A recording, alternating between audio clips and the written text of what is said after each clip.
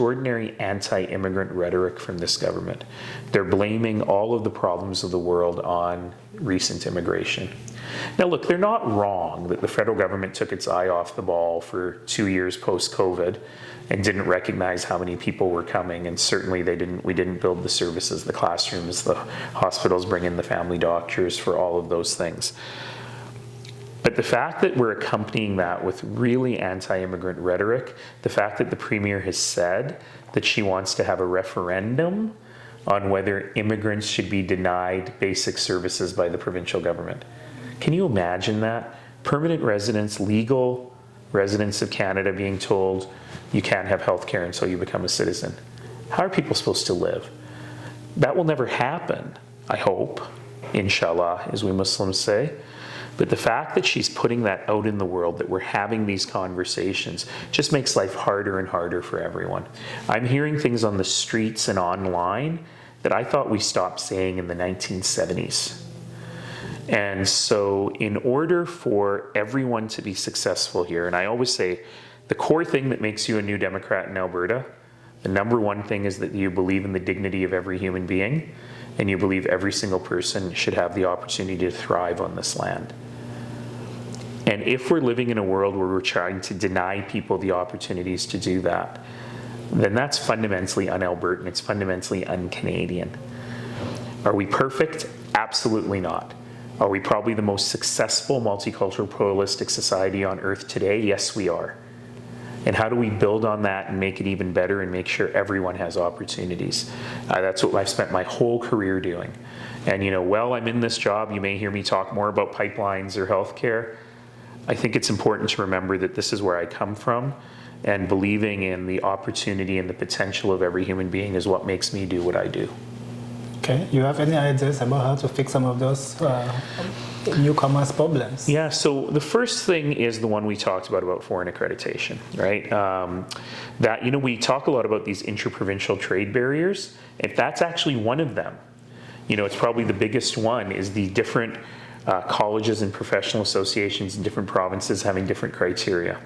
We've got to clean that up. We've got to streamline it, and we've got to make it easier for people to move forward in these professions.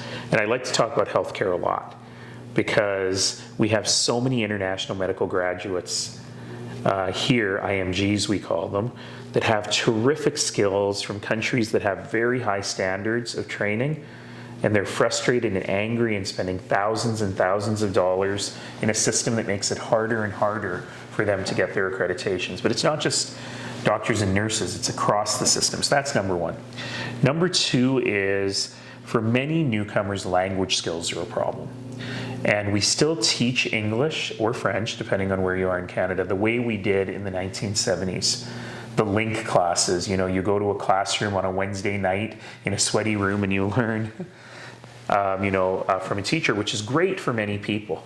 But I believe that language skills are probably the single most factor for success for newcomers. So we need to invest in and build up the ability for people to get fluent, and especially fluent in workplace English, quickly. And then we need to continue the work that I started when I was mayor, which is reaching out to every employer and helping them learn how they can get rid of the two dirtiest words in the English language out of their hiring processes. And you know what those two dirty words are? Canadian experience, right? In figuring out how we can assess people's experience and ability to succeed without forcing them to be in a situation where they are in this bad shape. So these are all of the challenges that we need to work on together, but I'm very confident that we can get there. The other thing that I should mention, particularly because we're talking to a very diverse audience, we need to make sure that young people have hope. And so I continue to worry in my world about particularly young men who are not finding, young men of color, young men from diverse communities, who for whatever reason are not finding the opportunities in the world and are turning to, shall we say, risky or vulnerable activities. I'm being very polite the way I say that.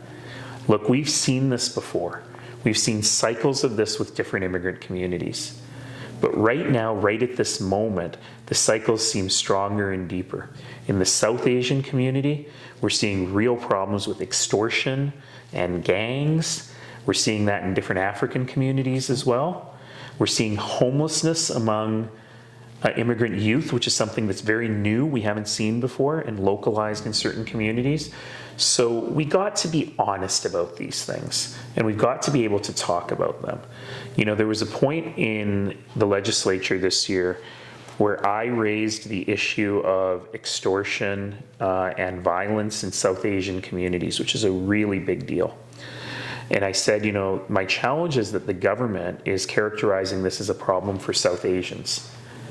It's a problem for all Albertans, because we're all Albertans. And you know what? I got called out on it. And the other side says I was being racist for bringing it up. Come on. We got to be honest about these things, and we've got to address them in an honest way that recognizes everyone's dignity. So there's a lot on the plate. There's a lot on the plate. But I remind myself every single day that Naheed, growing up in Marlborough in Northeast Calgary in that poor family, had opportunity beyond anything I could have had anywhere else in the world. And so my job is to make sure every Naheed and every Franklin and everyone growing up in every neighborhood in Alberta feels that same opportunity.